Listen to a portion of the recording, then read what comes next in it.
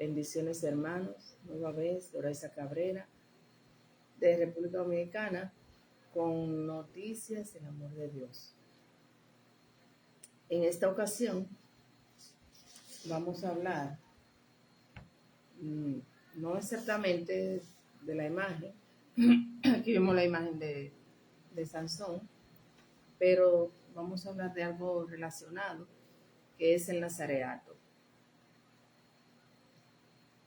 El nazareato era un voto o promesa que hacía el hebreo, el israelita, fuese hombre o mujer, una especie de voto para consagrarse a Dios.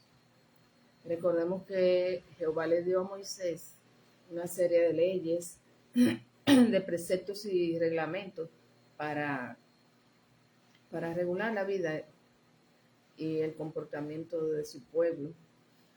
Dentro de esas regulaciones y esas leyes encontramos lo que es el voto nazareo.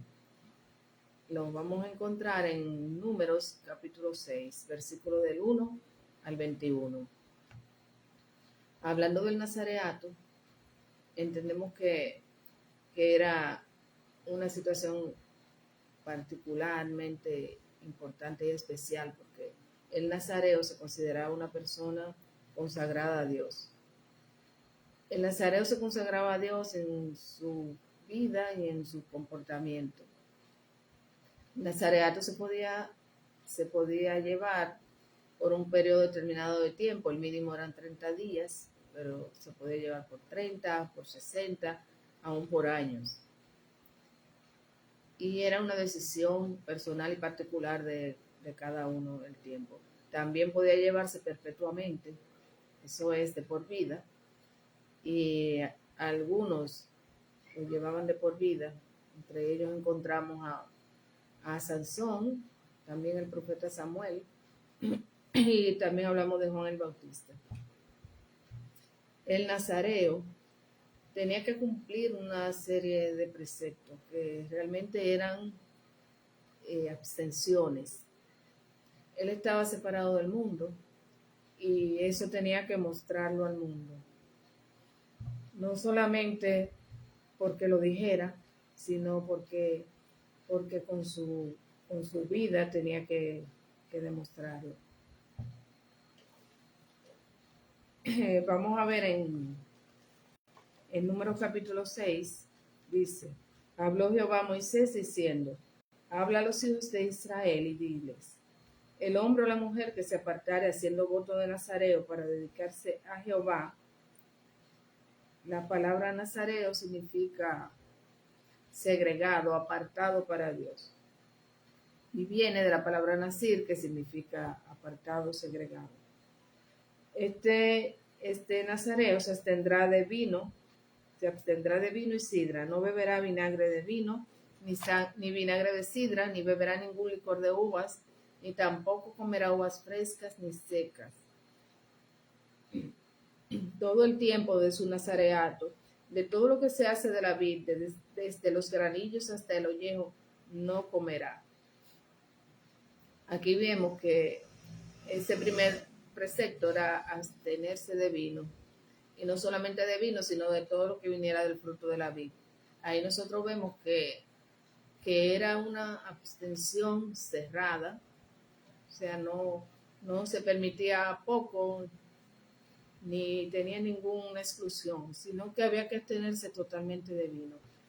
Y cuando hablamos de abstenerse de vino, sabemos que el vino lleva a la embriaguez.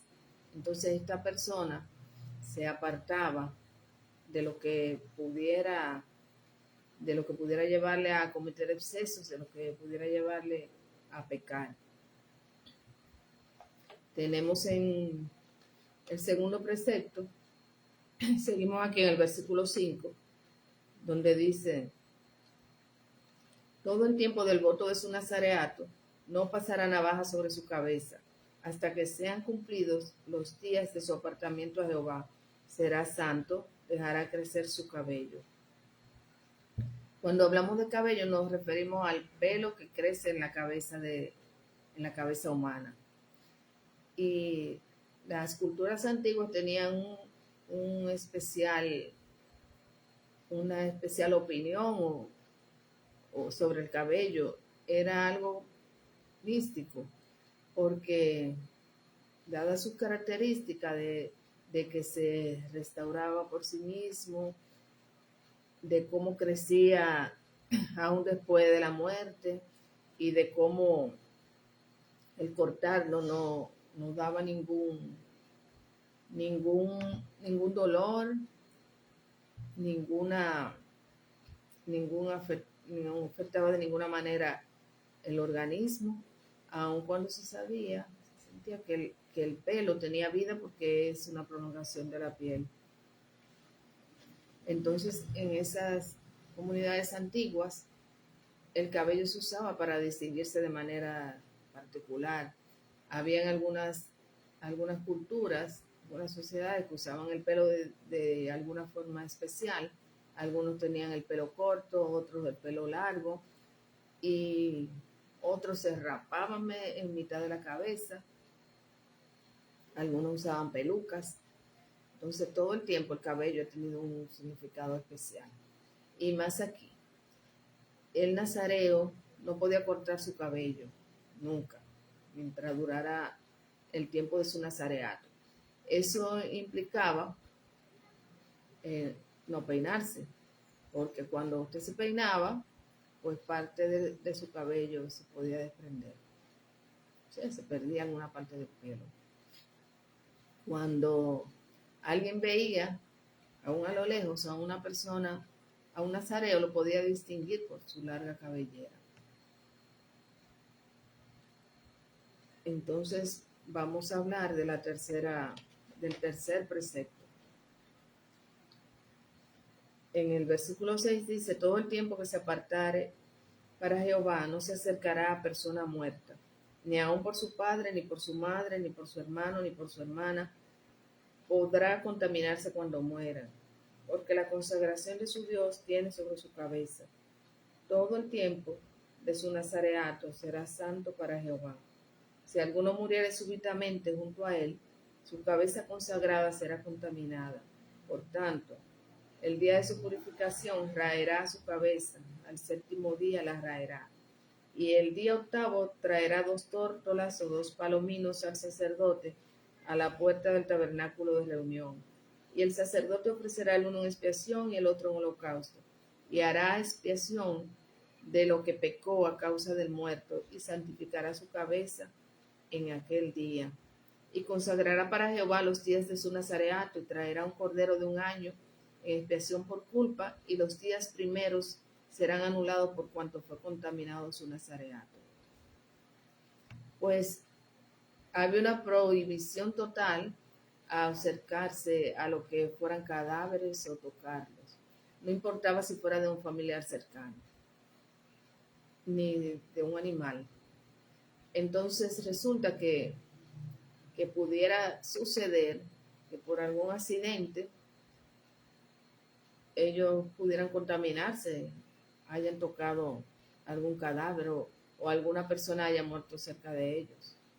Entonces ahí había que hacer todo un proceso, todo un ritual en el que el nazareo tenía que purificarse durante 7 días y luego de la purificación él tenía que rapar su cabello,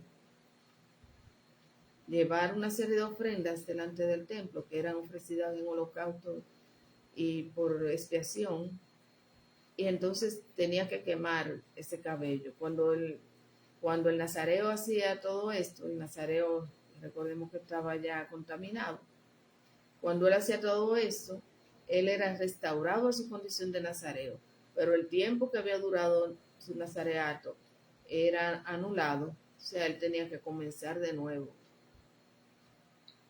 Cuando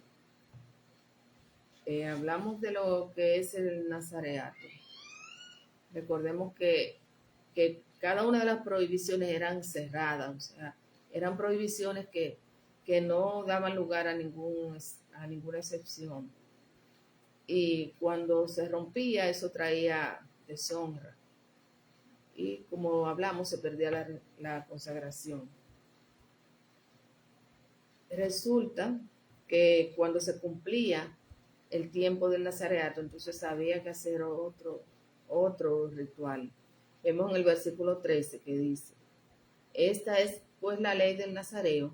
El día que se cumpliese el tiempo de su nazareato, vendrá a la puerta del tabernáculo de reunión y ofrecerá su ofrenda a Jehová, un cordero de 1 año sin tacha en holocausto, y una cordera de 1 año sin defecto en expiación, y un carnero sin defecto por ofrenda de paz. Además, un canastillo de tortas sin levaduras de flor de harina amasadas con aceite, y hojaldres sin levadura untadas con aceite, y su ofrenda y sus libaciones. Y el sacerdote lo ofrecerá delante de Jehová, y hará su expiación y su holocausto. Y ofrecerá el carnero en ofrenda de paz a Jehová, con el canastillo de los panes sin levadura. Ofrecerá asimismo el sacerdote su ofrenda y sus libaciones. Entonces el nazareo traerá a la puerta del tabernáculo de reunión su cabeza consagrada, y tomará los cabellos de su cabeza consagrada y los pondrá sobre el fuego que está debajo de la ofrenda de paz. Después tomará el sacerdote la espaldilla cocida del carnero, una torta sin levadura del canastillo y un hojaldre sin levadura, y las pondrá sobre las manos del nazareo, después de que fuese raída su cabeza consagrada. Y el sacerdote mecerá aquello como ofrenda mecida delante de Jehová, lo cual será cosa santa del sacerdote, además del pecho mecido y la espaldilla separada. Después el nazareno podrá beber vino. Esta es la ley del nazareo, que hiciere voto de su ofrenda a Jehová por su nazareato, además de lo que sus recursos le permitiesen. Según el voto que hiciere, así hará, conforme a la ley de su nazareato. Entonces, cuando se cumplía el tiempo del nazareato, el nazareo tenía que llevar una serie de ofrendas al templo. Y luego que llevaba esa serie de ofrendas, él tenía que cortar su cabello y ofrendarlo también. Tenía que quemarlo en el altar donde se ofrecía la ofrenda de paz. El nazareo era una persona, digamos que común y corriente, no era una persona que tenía que enclaustrarse, no llevaba celibato, no se vestía de manera diferente, solamente llevaba esos 3 preceptos y se entendía que era una persona que estaba muy cerca de Dios, que tenía una relación cercana con Dios, una persona apartada para Dios. Y cuando decimos apartada para Dios, sabemos que esa persona tenía un propósito y un fin. Se entendía que el Señor le otorgaba ciertos dones, ciertos talentos. Y cuando hablamos, por ejemplo, de Sansón y vemos su fuerza, entendemos que esa fuerza era para la lucha contra los enemigos de Dios, contra los filisteos. El nazareo también representaba la santidad, representaba el no dejarse contaminar con lo pagano, representaba el estar siempre delante de Dios consagrado, el hacer lo bueno, era un tipo de religiosidad ética que rayaba en lo extremo, pero que daba beneficios daba beneficios al pueblo de Dios. También a veces era consagrado con algunos fines, con posiciones, y así vemos que el nazareo era realmente una persona especial. Nosotros tenemos varios ejemplos. Entre los ejemplos está Sansón, aquí lo vemos. Y vamos a Jueces. A Jueces, capítulo 13, versículo 14. Dice, hablando de Sansón: no tomará nada que proceda de la vid, no beberá vino ni sidra, y no comerá cosa inmunda. Guardará todo lo que le mandé. Recordemos que la mamá de Sansón era estéril y que el Señor le concedió tener un hijo, pero también el ángel del Señor le dijo que que ese niño tenía que ser nazareo. Sabemos de la historia de Sansón que él, siendo nazareo, tenía una fuerza descomunal, una fuerza sobrenatural que era utilizada para derrotar a los filisteos. También sabemos que Sansón rompió su nazareato. Esa fuerza la recibía cuando el Espíritu del Señor estaba sobre él. Cuando rompió su nazareato de diferentes maneras, pues esa fuerza se apartó de él. Y sabemos que fue la causa de su desgracia. También tenemos en Primera de Samuel, capítulo 1, versículo 11, hablando del profeta Samuel. Recordemos también que la mamá de Samuel era estéril y que orando ofreció a Dios que si le concedía tener un hijo, pues ese niño iba a ser nazareo. Dice así: e hizo voto diciendo: Jehová de los ejércitos, si te dignares mirar a la aflicción de tu sierva, y te acordares de mí, y no te olvidares de tu sierva, sino que dieres a tu sierva un hijo varón, yo lo dedicaré a Jehová todos los días de su vida, y no pasará navaja sobre su cabeza. Tenemos que Samuel fue consagrado por su madre, y que realmente su nazareato fue perpetuo y se convirtió en un profeta de Dios. Otra persona que también fue nazareo, vemos en Lucas capítulo 1, versículo 15, y esta vez hablamos de Juan el Bautista. Dice: porque será grande delante de Dios, no beberá vino ni sidra, y será lleno del Espíritu Santo aún desde el vientre de su madre. Sabemos que Juan el Bautista tuvo una vida excepcional, que Juan el Bautista vino para preparar el camino del Señor. Ese era su propósito. Inclusive fue alardeado reconocido por Jesús mismo, porque fue una persona que mantuvo su nazareato, una persona realmente apartada y dedicada al Señor. Recordemos a alguien más que hablamos de Pablo. En Hechos 18, versículo 18, dice: mas Pablo, habiéndose detenido allí muchos días, después se despidió de los hermanos y navegó a Siria, y con él Priscila y Aquila, habiéndose rapado la cabeza en Cencrea, porque tenía hecho voto. Entendemos que Pablo también pertenecía a Nazareato y que hacía votos no perpetuos, sino el voto que se hacía por un periodo determinado de tiempo. Entonces vemos que Pablo en aquella ocasión se rapó la cabeza, o sea, entregó su voto de nazareo, y lo hizo en esa ocasión para demostrar que él tenía respeto por las leyes judías. Entonces, ¿qué pasa con el nazareo? El nazareo, apartado del Señor, con testimonio de vida, una persona excepcional. Podemos nosotros compararlo un poco con lo que podemos ser nosotros. Y aunque el nazareato entró en desuso luego de la destrucción del templo de Jerusalén, porque ya no había ese lugar donde ir a ofrecer las ofrendas, pues algunas personas lo llevan de otra manera. Nosotros podemos ser apartados para el Señor de manera voluntaria. Sabemos que Cristo en la cruz del Calvario nos limpió, pagó nuestras culpas y nos trajo santidad, perdón de pecado, vida eterna.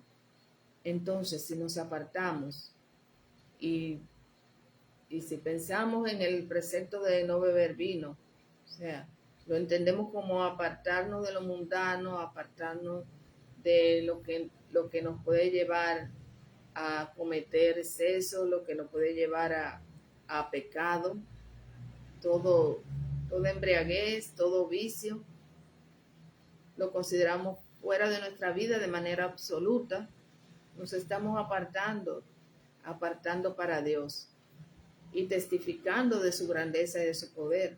Si vemos en el tipo de abstenerse de cortar el pelo, sabemos que eso era una forma de identificar al nazareo, pues nosotros podemos asimismo tener una forma de identificarnos, no exactamente llevando el pelo largo, aunque algunas personas usan esa práctica para como votos, como promesas. Eso es, no estamos hablando de eso, eso tiene otro significado, sino que nosotros podemos apartarnos y mostrar, sea en nuestra apariencia, forma de vestirnos, forma de hablar, nuestro comportamiento, todo eso que testifique que nosotros estamos apartados para el Señor, que cuando una persona nos vea aún a lo lejos, sepa que nosotros somos cristianos, que somos personas apartadas para el Señor, con un estilo de vida diferente, que aunque estamos en el mundo, no somos del mundo porque somos apartados para Él. Entonces, en relación con el tema de apartarse de los cadáveres, entendemos por cadáveres toda corrupción, todo pecado, no importa de dónde venga, toda iniquidad, todo pecado. Si nos apartamos de todo lo que significa pecado, de todo de eso que trae corrupción a nuestras vidas, de toda maldad, de toda iniquidad, pues entonces nosotros también estamos haciendo un voto con ellos y mostrando que nosotros somos apartados para Dios, que nosotros somos seguidores de Cristo, que nosotros somos diferentes. Es por eso que algunas personas reflejan aún de lejos paz, reflejan santidad por su forma de vida, porque no necesariamente tenemos que andar gritando ni que somos cristianos, que somos católicos, que somos evangélicos, que profesamos algún tipo de fe, sino que nuestro estilo de vida y nuestro comportamiento dan testimonio de eso que nosotros somos, de eso que nosotros hemos recibido. Y asimismo el Señor derrama sus dones, derrama sus talentos sobre cada uno de nosotros para que sean utilizados en el servicio de la comunidad. Asimismo, como esos dones eran para los nazareos, para que sirvieran al pueblo de Dios y para que mostraran cómo debían apartarse de toda contaminación, de toda corrupción, de todo lo que no fuese santo, para que recordaran, viendo al nazareo, lo que significaba santidad, lo que significaba pureza. Pues así mismo nosotros damos testimonio de vida con nuestras actitudes, con nuestro comportamiento, con apartarnos de lo malo, con mostrar nuestra imagen, nuestro rostro, con mostrar la paz de Dios, con hacer la obra para la que el Señor nos ha mandado. Y de cierta forma, yo entiendo que aquello del nazareato no se ha extinguido. Se hace de otra manera, se hace de otra forma, conforme los tiempos han ido cambiando. Señor, yo vengo delante de ti, clamando, mi Dios, papá, porque nosotros podamos apartarnos para ti, declarando, Señor, Padre, que nosotros nos comprometemos contigo, que todo el que nos vea va a decir que somos tus hijos, que somos apartados, que estamos rendidos delante de ti, que a ti te servimos, que servimos al prójimo.